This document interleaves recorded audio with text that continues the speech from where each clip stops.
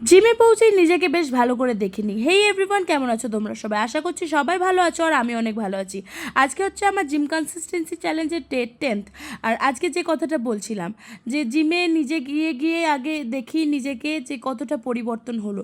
এখনও অবধি কোনো পরিবর্তন তো দেখতে পাইনি, তবে আমার মনে হয় যে আগের থেকে অনেক বেশি প্রোডাক্টিভিটি বেড়েছে আর লং এক্সারসাইজগুলো, হেভি এক্সারসাইজগুলো করতে আমার কোনো অসুবিধা হচ্ছে না আগে যেমনটা হতো। যাই হোক, 10th ডে আর আমি ঠিক করেছিলাম যে আজকে ব্যাকের এক্সারসাইজ করব, যেহেতু আমার পায়ে একটু লেগে আছে তাই আমি শুরু করে দিলাম ভালোভাবে স্ট্রেচিংয়ের পর ওয়ার্ম আপ করতে।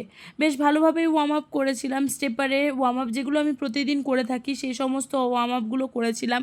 সেই এক্সারসাইজগুলোর পর আমি শুরু করেছিলাম পুশ আপ করতে। আর বেশ কয়েকটা পুশ আপের পর আমি একটু রেস্ট নিয়েছিলাম, আর রেস্ট নেওয়ার পর শুরু করে দিয়েছিলাম রাইট পুল ডাউন করতে।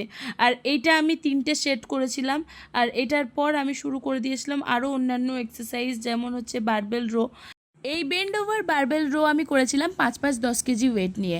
আর আমার কাছে মনে হয় জিমের সব থেকে কঠিন কাজ কোনো রকম এক্সারসাইজ বা কোনো হেভি ওয়েট লিফটিং নয়, সেটা হচ্ছে যে কোনো জায়গা থেকে প্লেট এনে ভালোভাবে অর্গানাইজ করে ডাম্বেল বা বারবেল যেটাই হোক সেটাকে সেট করে এক্সারসাইজ করে আবার পুনরায় অন্য জায়গায় রাখা।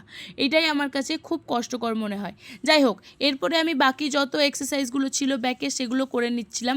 আর তারই মাঝে একটু জ্ঞান দিয়ে ফেলছিলাম যে কী কী করা উচিত, কী কী করা উচিত নয়। তারপরে আমি আমার সবথেকে প্রিয় এক্সারসাইজ মানে ডাম্বেল রো করছিলাম। প্রথমে 7.5 কেজি ডাম্বেল নিয়ে, তারপর 10 কেজি, তারপর 12.5 কেজি ডাম্বেল নিয়ে আমি এই এক্সারসাইজটা করেছিলাম। আর এরপরে আমি শুরু করেছিলাম আরও বাকি মানে কেবল দিয়ে যে এক্সারসাইজগুলো আছে ব্যাকের সেগুলো। আর তারপর সময় থাকার কারণে আমি ঠিক করলাম যে একটু ট্রাইসেপের এক্সারসাইজটাও করে নেওয়া যাক। আর যেই বলা সেই কাজ, এই একটি মাত্র এক্সারসাইজ আমি করে নিয়েছিলাম। আর তারপর সোজা চলে গেলাম হাঁটাহাঁটি করতে।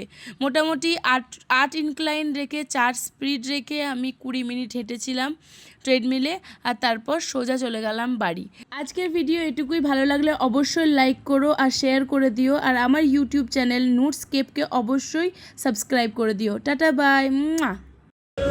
ইয়েস, এরকম করেই চলবে guys. Day 10 is finally completed.